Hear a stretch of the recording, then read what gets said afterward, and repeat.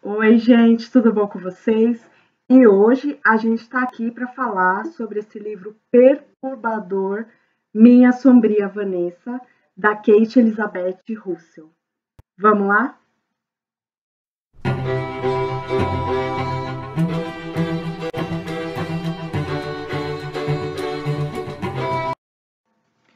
O livro Minha Sombria Vanessa, da Kate Elizabeth Russell, é o primeiro romance escrito pela autora. Ela levou aproximadamente 18 anos para escrever essa obra, que ela fez magistralmente. Eu vou contar o porquê, né? A narrativa fluida, a narrativa envolvente faz com que, mesmo se tratando de uma história dificílima, assim, é um dos livros mais perturbadores que eu já li na vida. Apesar disso, da gente ter personagens que não são cativantes, não são empáticos, a história embrulhar o nosso estômago, dar um certo nojo, dá uma certa repulsa em muitos momentos, a gente não consegue parar de ler. E eu acho que isso é a genialidade da autora falando, né? O livro Minha Sobrinha Vanessa foi publicado em 2020 pela Intrínseca. Ele tem 432 páginas. Eu dei nota 5. Eu li ele, né, físico. A minha irmã comprou, né, então eu li emprestado. Eu tinha visto falar sobre esse livro em muitos IGs literários, né, Instagrams literários, e eu fiquei bastante ansiosa para ler. Porém, eu não tinha lido nada, não tinha pego nenhum spoiler, eu não sabia do que se tratava, né? Eu achei que fosse um thriller de terror, mas na verdade ele é um thriller psicológico, não vai falar de questões sobrenaturais, mas vai tratar de questões muito espinhosas. A autora, para deixar bem claro, né, aqui na contracapa, esta não é uma história de amor, né? Então, eu comecei a ler e eu não estava preparada para os gatilhos que a história traria. Então, acho importante começar falando sobre isso. O livro vai falar sobre abuso infantil, sexual e psicológico da nossa protagonista, a Vanessa Wine, né? E ele vai se passar em dois momentos, né? Nos anos 2000, a história ela é contada em dois momentos, em 2000 e 2017. Em 2000, nós vemos a história de vida da Vanessa Wine, que é uma menina de 15 anos, uma menina muito solitária, muito sozinha, ela não tem amigos, ela tem uma questão aí com uma ex-amiga dela, né, que é a Jenny, que começa a namorar o Tom e a Vanessa fica um pouco enciumada. A gente não sabe exatamente como se deu o rompimento delas, mas fica parecendo que por questões da Vanessa ter ciúmes da Jenny estar namorando, elas se afastam. Então a Vanessa se vê muito sozinha. Ela tem pais amorosos, mas ela também é bastante distante desses pais, né? A Vanessa, ela gosta muito de ler, ela gosta muito de escrever, ela escreve poesia, poemas, né? Só que ela vive num mundo muito dela, assim, ela não tem com quem conversar, ela não tem amigos, ela não tem ninguém próximo para desabafar. E aí, quando ela tem 15 anos, ela consegue uma bolsa de estudos para estudar em Norumbega, na escola Broadwick. E aí ela vai estudar lá, né, fazer o ensino médio, que seria aqui no Brasil, e lá ela conhece o professor de literatura, que é uma das matérias preferidas dela, porque ela é apaixonada por poesia, então ela admira esse professor já no primeiro instante da história, o Jacob Strain, que tem 42 anos. E com o passar do tempo, a gente vai vendo essa ligação deles se estreitando cada vez mais. Né, o que começa ali com um incentivo a ela, né, ela vai para um projeto de jornal da escola, começa a participar e ter aulas, ela, um outro menino e o Jacob, e aí eles vão passando muito tempo juntos, ela e o professor. Só que o professor, a todo momento, ele vai testando os limites da Vanessa, né? Então, um primeiro contato é o joelho dele, que encosta no joelho dela, e ela pensa, não sei se é acidental ou não, não vou falar nada, né? A gente vê que sempre ela fica muito paralisada quando acontecem os abusos, né? Só que ela não entende como abuso, né? E isso a gente vai falar mais ao longo do vídeo, né? O quanto ela, em nenhum momento da história, ela se considera vítima. E eu acho que para mim isso foi o mais difícil de entender e aceitar. A gente consegue entender que o Jacob, ele ao longo da história, porque se passam, né, muitos anos, ele moldou a personalidade dela. Então, a todo momento, quando a Vanessa está falando, quando ela está pensando, é a mente dele que está ali, é a fala dele que está ali, né? Ela mente muito para si mesma o tempo inteiro. Ela não consegue enxergar mesmo o que está acontecendo e a gente fica muito angustiado, querendo que ela acorde. Em alguns momentos muito sensibilizados, assim, em alguns momentos eu ficava muito triste, em outros eu ficava revoltada, eu queria chacoalhar ela para que ela tomasse uma atitude, para que ela saísse daquele lugar, né, de submissão mesmo a esse homem. E a gente vai vendo como o Jacob trabalha, né? Ele vê que ela é uma menina solitária, então ela seria uma presa fácil para ele. E aí ele toca o joelho dela, e aí ele diz que gostaria de colocá-la para dormir, de dar um beijo de boa noite, e aos poucos ele vai quebrando todos os limites éticos e morais, sociais, e a destruição que ele causa na vida dela sem que ela perceba é muito forte. Quando a escola descobre, né, que possa estar havendo um envolvimento entre o aluno, entre a aluna e o professor, pelo pai de uma das alunas, né, a aluna viu um toque ali, alertou o pai, falou com a Vanessa negou, isso chega à direção da escola. A escola muito negligente, acho que essa é uma crítica da autora, o quanto os abusos são permitidos em locais acadêmicos. Na verdade, os abusos eles são permitidos em quase todas as instituições, né? A gente finge que não vê, e a escola faz ela dizer o que está acontecendo, uma menina de 15 anos, e aí o professor, o Jacob, que vai até a sala buscá-la para levá-la para a diretoria. Esse é um ponto para mim que ficou muito assim, negligência da escola mesmo.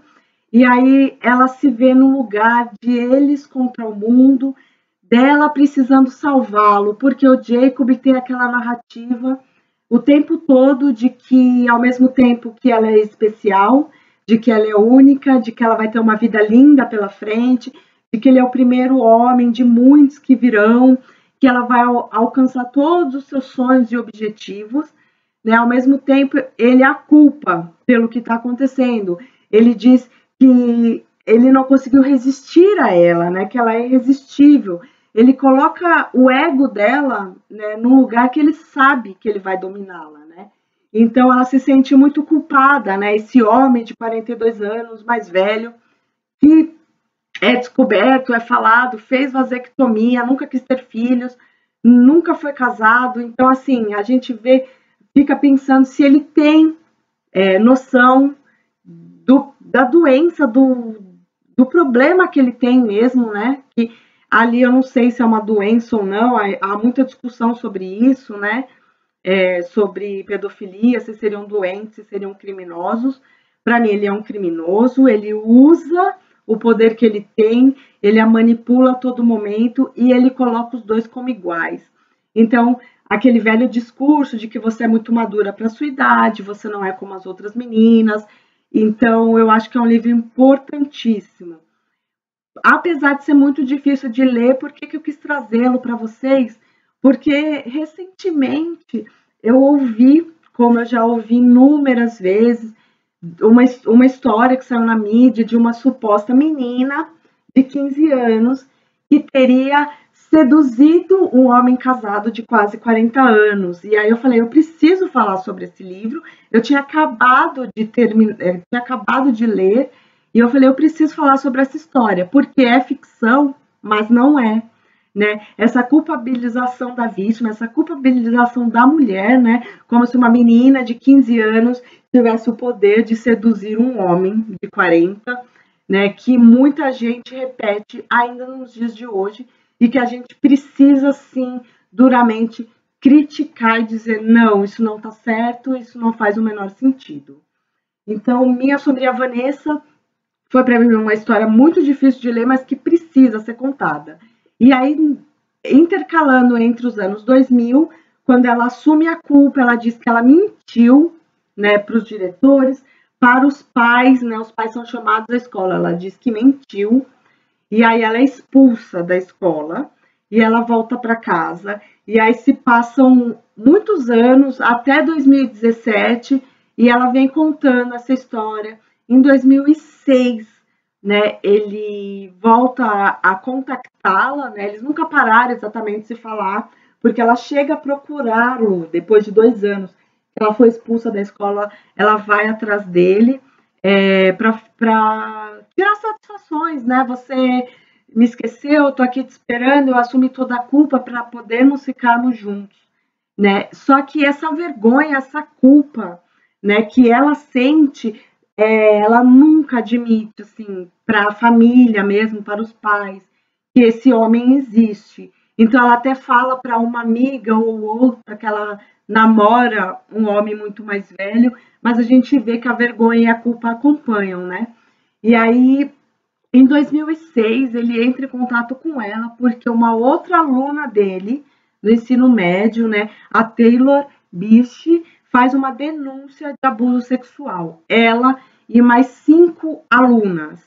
E a Vanessa, novamente, tornando a leitura difícil, ela parte em defesa dele, dizendo que não, elas são mentirosas, não, ele não fez isso. Por quê?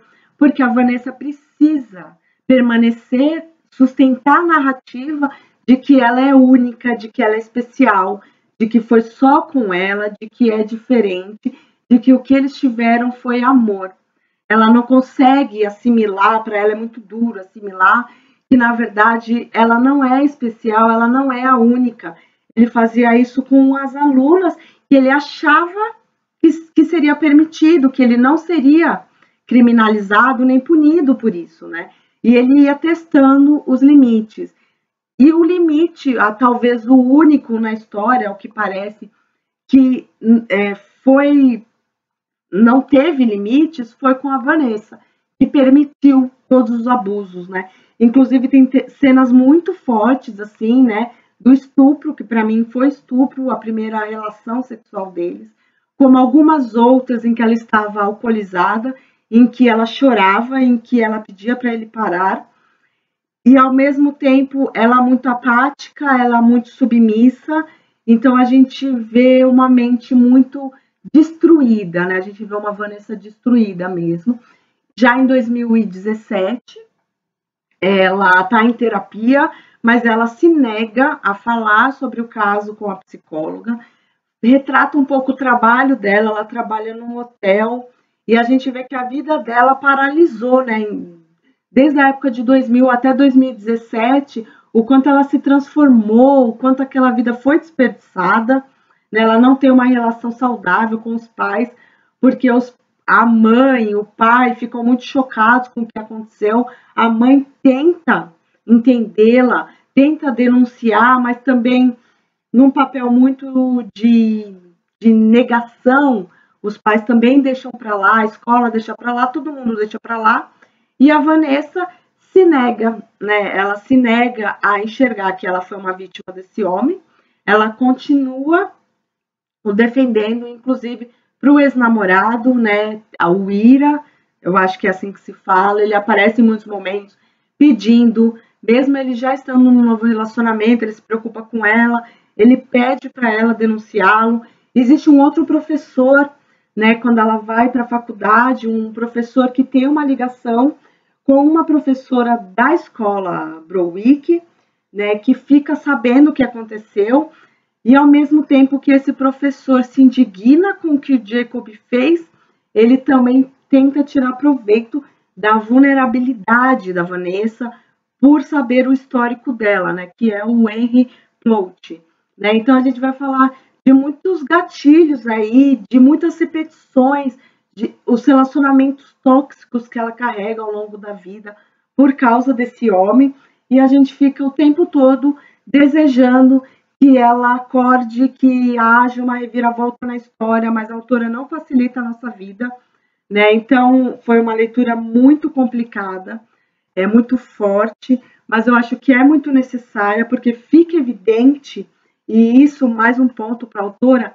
ao mesmo tempo que a Vanessa defende esse homem, e se nega em todo momento a se entender como vítima, e o Jacob também se coloca num lugar de que, ok, o que estamos fazendo, estamos aqui de igual para igual, não estou fazendo nada de errado.